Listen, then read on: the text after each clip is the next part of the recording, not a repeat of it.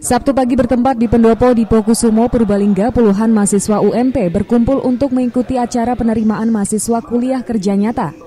Acara penerimaan mahasiswa KKN dihadiri langsung oleh Bupati Purbalingga Tasdi. KKN di Purbalingga ini mengambil tema pengentasan kemiskinan, di mana tema ini sejalan dengan upaya pemerintah daerah Purbalingga. Ditemui usai acara, Tasdi menyambut baik adanya KKN di wilayah kepemimpinannya tersebut. Menurutnya ini sejalan dengan tridharma perguruan tinggi, yaitu pengabdian masyarakat. Tasdi menambahkan dirinya yakin para mahasiswa UMP dapat menularkan ilmunya, memberi pencerahan, edukasi dan pemberdayaan masyarakat. Tasdi berharap para mahasiswa bisa menjadikan masyarakat Purbalingga berdaya dan merubah nasib meningkatkan kesejahteraan di wilayah Purbalingga. Yang pertama bahwa sesuai dengan tridharma perguruan tinggi harus melaksanakan satu pendidikan, penelitian, dan juga pengabdian masyarakat. Nah, UMP ini melaksanakan yang ketiga dalam rangka melaksanakan pengabdian kepada masyarakat. Oleh karena itu, kami dari pemerintah daerah menyambut baik atas kegiatan KKN yang dilaksanakan di Kabupaten Purbalingga. Apalagi temanya adalah menyangkut masalah pemberantasan kemiskinan. Ini sangat selaras dengan pemerintah daerah dalam upaya untuk memerangi kemiskinan sekaligus meningkatkan IPM Kabupaten Purbalingga. Wakil Rektor Bidang Akademik Anjar Nugroho berharap bisa melaksanakan KKN dengan baik dan bermasyarakat sehingga dapat diterima masyarakat secara luas. Anjar meminta para mahasiswa UMP untuk bersikap disiplin dan memanfaatkan betul kesempatan bermasyarakat. Ya, saya berharap mahasiswa UMP bisa melaksanakan KKN dengan baik, bisa belajar bermasyarakat, sehingga kelak mereka bisa menjadi sarjana yang sudah mahir untuk bermasyarakat sehingga bisa diterima oleh masyarakat secara luas. Ini sebagai wujud kerjasama antara Universitas Muhammadiyah Purwokerto dengan Pemda Purbalingga, dan tidak hanya dalam bidang pengabdian masyarakat, tapi dalam bidang-bidang yang lain juga kita sedang membina hubungan baik dengan Pemda Purbalingga, dan tidak hanya dengan Pemda Purbalingga, tapi juga dengan Pemda-Pemda di sekitar. Dari Purwokerto, Damar Nurani, Satelit TV mewartakan.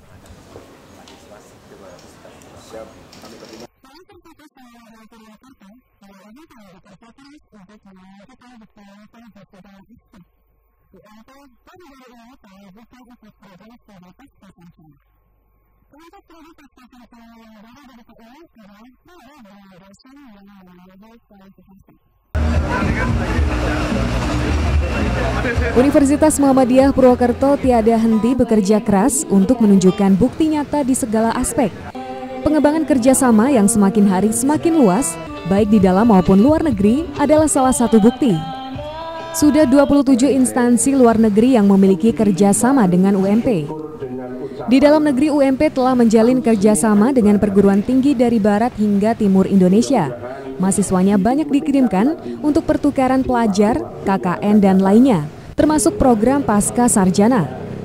Terkhusus Pasca Sarjana, kabar gembira terus datang.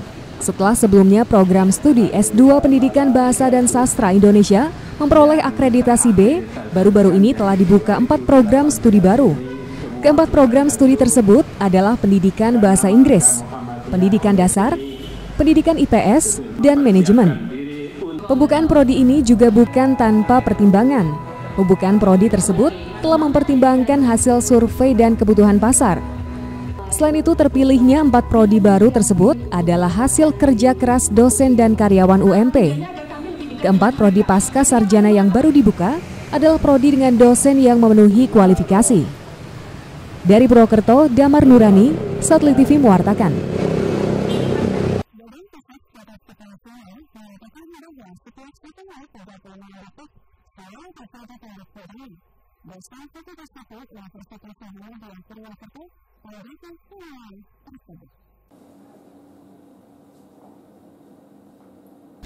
Angka kriminalitas pada tahun 2017 hingga 2018 meningkat. Ini didukung oleh data statistik Badan Pusat Statistik Nasional. Dalam waktu 1 menit 36 detik selalu terjadi tindak pidana. dosen Fakultas Hukum Universitas Muhammadiyah Purwokerto, Bayu Setiawan, menanggapi data tersebut. Ia mengatakan dari segi aturan Indonesia sudah cukup lengkap, namun pendidikan hukumnya masih cukup lemah. Kalau dari segi rules-nya atau aturannya, saya kira sudah cukup baik. Indonesia ini negara yang paling banyak di dunia yang bikin aturan ya, undang-undangnya saja udah puluhan kita sudah punya. Tapi letak persoalannya adalah pada saat penegakan hukumnya ya, atau law enforcement-nya. Pendidikan lemah, kesadaran hukumnya lemah, penyebabnya apa? Yang di tengah ini sosialisasi hukumnya yang lemah ya, yang tidak berjalan dengan efektif. Ya, aturannya sudah bagus ya. Ini kok sampai ada orang tidak tahu ada aturan hukum yang mengaturnya gitu. Berarti kan ada link yang terputus ya. Bayu Setiawan menambahkan data Badan Statistik Nasional yang menyatakan setiap 1 menit 36 detik terjadi tindak pidana. Itu lebih dikarenakan ada tindak pidana yang bersifat besar dan kecil. Kalau saya pribadi, ada kelompok diskusi saya sendiri ya, yang bergerak di bidang hukum dan kebijakan publik. Itu selama 1 minggu sekali yang sifatnya besar, membahas kasus besar. Tapi kalau yang sifatnya kasus-kasus rutin, kita bahas setiap hari. Jadi kalau memang ada fenomena, langsung kita bahas malamnya. Bayu Setiawan mengatakan Universitas Muhammadiyah Purwokerto sendiri selalu adakan kajian ilmiah untuk merespon tindak pidana yang terjadi. Ya, kita harus melihat bahwa pelaku ini memiliki kelainan kejiwaan atau tidak. Gitu. Penyebab yang kedua ya penyebab eksternal. Penyebab eksternal ini juga bisa mempengaruhi penyebab internal ya. Dari Banyumas, Damar Nurani, Satelit TV, mewartakan.